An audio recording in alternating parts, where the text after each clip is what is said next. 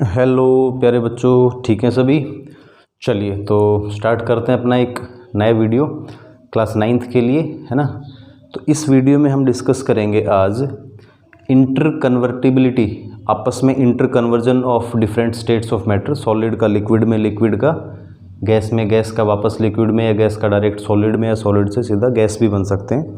तो इस तरह की चीज़ें हम डिस्कस करेंगे। और आज इसमें मैं बताऊंगा आपको कि लेटेंट हीट ऑफ वेपोराइजेशन और लेटेंट हीट ऑफ फ्यूज़न क्या होता है। कई बार आपने देखा होगा या ऐसा सुना होगा, कोई पूछ ले आपसे कि किसी लिक्विड को स्टार्टिंग से हम हीट करना शुरू करते हैं, मान लो उसका टेम्परेचर 30 डिग्री सेल्सियस है, वाटर का ही मान लेते हैं।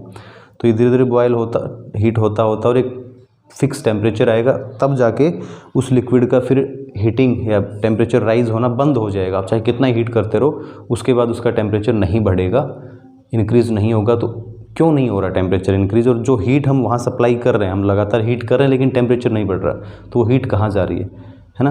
तो इस तरह के क्वेश्चंस का आंसर आज इस वीडियो में हम डिस्कस करेंगे। चलिए शुरू करें। तो उससे पहले एक बार जो बच्चे फर्स्ट टाइम वीडियो देख रहे हैं, फर्स्ट टाइम मेरे चैनल पर आए हैं SK कैम क्लासेस पे, जो आज पहली बार हमसे मिल रहे हैं, तो आप लोगों का फ़र्ज़ बनता है कि चैनल को सब्सक्राइब कर लें आप लोग सभी, ताकि नेक्स्ट वीडियोज़ बड़ा इंटरेस्टिंग वे से हम केमिस्ट्री पढ़ रहे हैं और पढ़ते रहेंगे लगातार, आपको कोई दिक्कत नहीं आएगी, आपका बेस अच्छे से स्ट्रॉन्ग होगा आप यदि मेरे साथ जुड़े रहे तो चैनल को सब्सक्राइब करें, लाइक करें, वीडियोज़ को शेयर करें ज़्यादा से ज़्यादा, है ना। चलिए तो स्टार्ट करते हैं हम आज अपना नेक्स्ट इंटर कन्वर्टिबिलिटी, है ना, inter convertibility of different states of matter. देखो, मैं सबसे पहले मान लो एक सॉलिड सब्सटेंस लेता हूँ।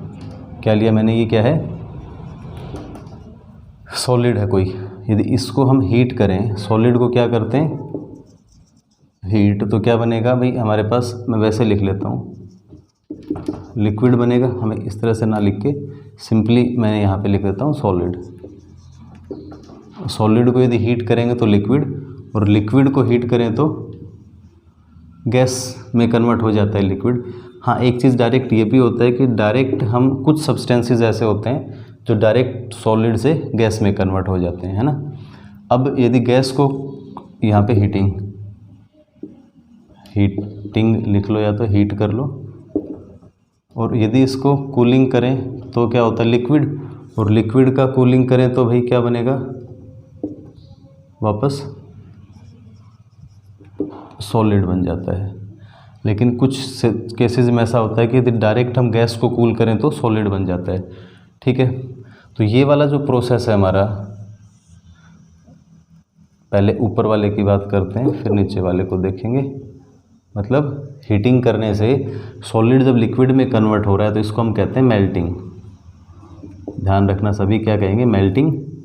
और लिक्विड का वापस सॉलिड में कन्वर्ट होना ऑन कूलिंग कहलाएगा तुम्हारा फ्रीजिंग। लिक्विड को हीट करने से गैस में कन्वर्ट होना क्या कहलाएगा भाई? बॉइलिंग, जिससे वेपर्स बन रहे हैं। और गैस को कूल करके लिक्विड में कन्वर्ट होना कंडेंसेशन, ठीक है। सॉलिड का सीधा गैस में कन्वर्ट होना सब्लिमेशन, और इसको भी हम गैस का सीधा सॉलिड में कन्वर्ट होना भी सब्लिमेशन या डिसब्लिमेशन, सब्लिमेशन ही बोलेंगे। तो ये बहुत इंपॉर्टेंट चार्ट मैंने आपको एक दिया है, इसको सभी ज़रूर नोट डाउन करना, अच्छे से इसको समझना, ठीक है। तो ये तो हो गया इंटर कन्वर्जन, मतलब एक ही सब्सटेंस को, सॉलिड को लिक्विड में कन्वर्ट कर सकते हैं, एक्सेप्ट कुछ एक्सेप्शंस होते हैं, जैसे अमोनियम क्लोराइड है, कैम्फर है, कपूर जिसको हम बोलते हैं ना, तो वो सीधा जब उसको हीट करते हैं तो गैस में कन्वर्ट हो जाता है, और गैसियस स्टेट को जब कूल करते हैं तो डायरेक्ट वापस सॉलिड में आता है, तो वो तो सब्लिमेशन हो गया। लेकिन ज़्यादातर सब्सटेंसेज में क्या होता है कि जब उनको हीट करते हैं तो हीटिंग से वो लिक्विड में, और फर्दर हीटिंग से वो गैस में कन्वर्ट हो सकते हैं, कूलिंग से वापस लिक्विड, और फर्दर कूलिंग से वापस सॉलिड में कन्वर्ट हो जाते हैं, ठीक है भाई। तो ये जो स्टेप्स हैं मैंने आपको बता दिए हैं।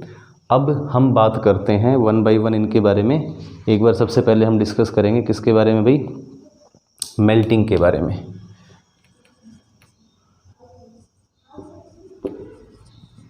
मेल्टिंग बोलते ही आपको दिमाग में आना चाहिए क्या?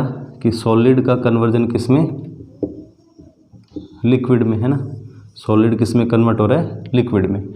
तो अब ये तो बात सिंपल है कि भाई मेल्टिंग पॉइंट क्या होता है, what is melting point? Melting point की बात करें तो the temperature at which any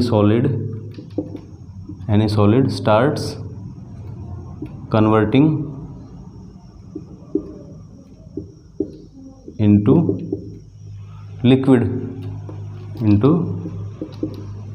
at atmospheric pressure. यहाँ पे एक चीज़ थोड़ा ध्यान रखनी होती है कि एटमॉस्फेरिक प्रेशर पे ये कन्वर्जेंस होते हैं, ठीक है भाई। इसमें एक इम्पोर्टेंट पॉइंट आता है latent heat of fusion.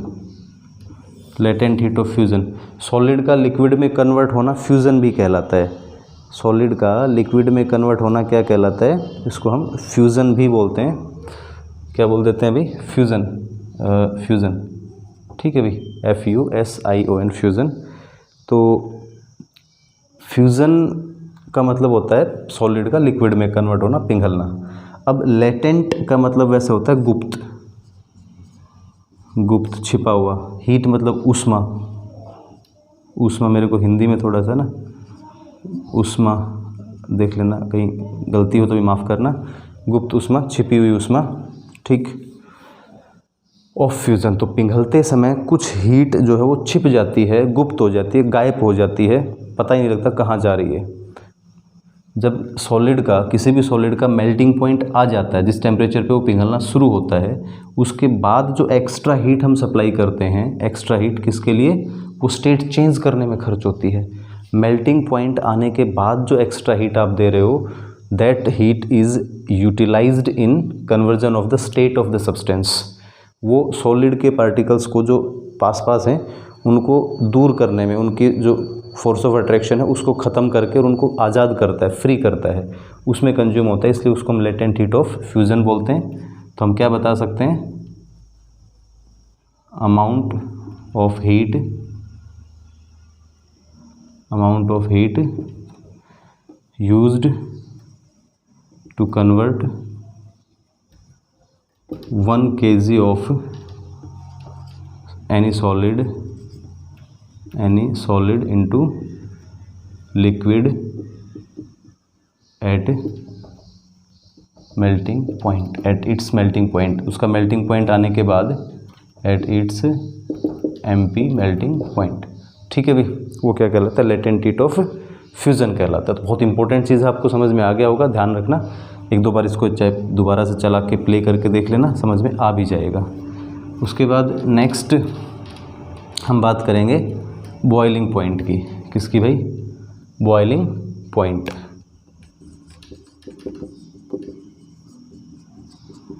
Boiling point, तो बॉइलिंग प्रोसेस का मतलब तो समझते हो आप, लिक्विड का गैस में कन्वर्ट होना बॉइलिंग होता है। तो बॉइलिंग पॉइंट का मतलब द टेम्परेचर एट विच, लिख लेना खुद आप लोग ना, the temperature at which any liquid starts converting into gas at atmospheric pressure is called boiling point, ठीक है। अब फिर बात वही आती है, यहाँ पे एक टर्म आएगा लेटेंट हीट ऑफ वेपोराइजेशन। मतलब कोई भी लिक्विड है, जब वो बॉयल होना स्टार्ट होता है, जब वो लिक्विड से वेपर्स में कन्वर्ट होना शुरू होता है, उस समय टेम्परेचर बढ़ना बंद हो जाएगा, लिक्विड का टेम्परेचर रुक जाएगा। हम जो एक्स्ट्रा हीट सप्लाई कर रहे हैं बाहर से, वो हीट टेम्परेचर में चेंज नहीं होगी, टेम्परेचर इंक्रीज़ करने में यूटिलाइज नहीं होगी। वो हीट कहाँ खर्च होगी? वैसे तो उसका वो छिप जाती है एक प्रकार से, लेकिन हमें उसको समझना है कि वो क्यों नहीं बढ़ रहा, टेम्परेचर क्यों नहीं बढ़ रहा। उसका कारण ये है कि भाई वो एक्स्ट्रा हीट जो बॉइलिंग पॉइंट आने के बाद जो एक्स्ट्रा हीट हम सप्लाई कर रहे हैं, वो हीट यूज़ होती है लिक्विड पार्टिकल्स को दूर करने में। लिक्विड के पार्टिकल्स जैसे पास हैं तो उनको फ्री करने में, गैस में कन्वर्ट होना स्टार्ट हो जाते हैं, तो इसलिए फिर टेम्परेचर बढ़ना बंद हो जाता है, रुक जाता है टेम्परेचर। और वो जो एक्स्ट्रा हीट हमने सप्लाई की, किस लिए?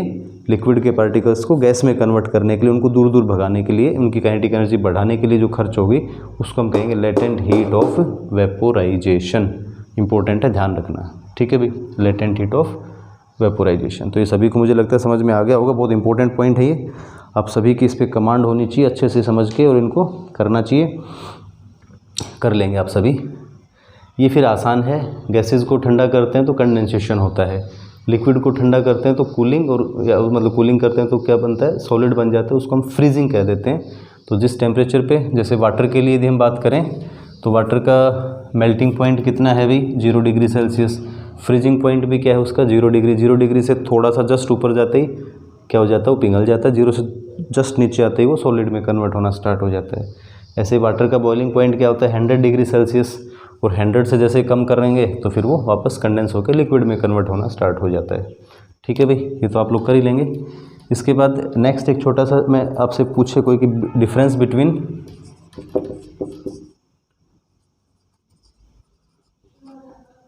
Boiling water and steam, difference between steam and boiling water, steam and boiling water, क्या डिफरेंस है इन दोनों में, कौन ज़्यादा गर्म होता है, कौन क्या इफेक्ट डालेगा। तो एक बहुत इंपॉर्टेंट चीज़ है कि इंपॉर्टेंट क्वेश्चन पूछा जाता है कि भाई steam cause more severe burns than boiling water, मतलब भाप बहुत ज़्यादा खतरनाक तरीके से जलाती है, ज़्यादा बर्निंग करती है देन बॉइलिंग वाटर। उबलता हुआ पानी से ज़्यादा जलाएगी भाप, स्टीम। समझ में आती है बात, सही बात है ये। कैसे एक्सप्लेन करोगे, जैसे वाटर ही है फॉर एग्जांपल H2O, तो बॉइलिंग वाटर का जो टेम्परेचर है वो प्योर वाटर है तब 100 डिग्री सेल्सियस होगा, पानी का जो बॉइलिंग पॉइंट है वो 100 डिग्री सेल्सियस है। लेकिन स्टीम का जो टेम्परेचर है वो कितना होगा भाई, मोर देन 100 डिग्री सेल्सियस। क्यों, क्योंकि 100 डिग्री सेल्सियस टेम्परेचर आने के बाद एक्स्ट्रा हीट सप्लाई करते हैं जिसको हम लेटेंट हीट ऑफ वेपोराइजेशन बोलते हैं। तो पानी 100 डिग्री पे तो सिर्फ उबला है, अब गर्म हुआ है, उसके बाद 100 डिग्री टेम्परेचर आने के बाद लिक्विड से गैस में कन्वर्ट होगा और कुछ एक्स्ट्रा हीट लेके जाएगा। तो वो एक्स्ट्रा हीट की वजह से स्टीम क्या होता है, ज़्यादा एनर्जी उसके पास है, और यदि स्टीम स्किन के कांटेक्ट में आएगा तो ज़्यादा सीवियर बर्न, ज़्यादा जलाएगा। ठीक है भाई, तो एक तो ये चीज़ आप ध्यान रखना। एक और छोटा सा कॉन्सेप्ट हम आपको बता सकते हैं कि भाई difference between gas and vapour, difference between gas and vapour, gas and vapour. तो गैस और वेपर में क्या डिफरेंस है, देखो वेपर्स क्या होते हैं, वेपर्स क्या होते हैं, किसी भी सब्सटेंस को जब हीट करते हैं हम, किसी भी लिक्विड को जब हीट करते हैं तब उसके बॉइलिंग पॉइंट से ऊपर जाने के बाद वो गैसियस स्टेट में कन्वर्ट होता है, gaseous state of any liquid above it's boiling point. ठीक है, अबोव इट्स बॉइलिंग पॉइंट, या हम सिंपली कहते हैं above room temperature, above room temperature. Room temperature से ज़्यादा टेम्परेचर पे किसी भी लिक्विड का जो गैसियस स्टेट है वो वेपर कहलाता है। ठीक है, ध्यान रखना। और गैसेस क्या होते हैं, ये रूम टेम्परेचर से ऊपर हों चाहे रूम टेम्परेचर से नीचे हों, ये गैसियस स्टेट में ही रहेंगे।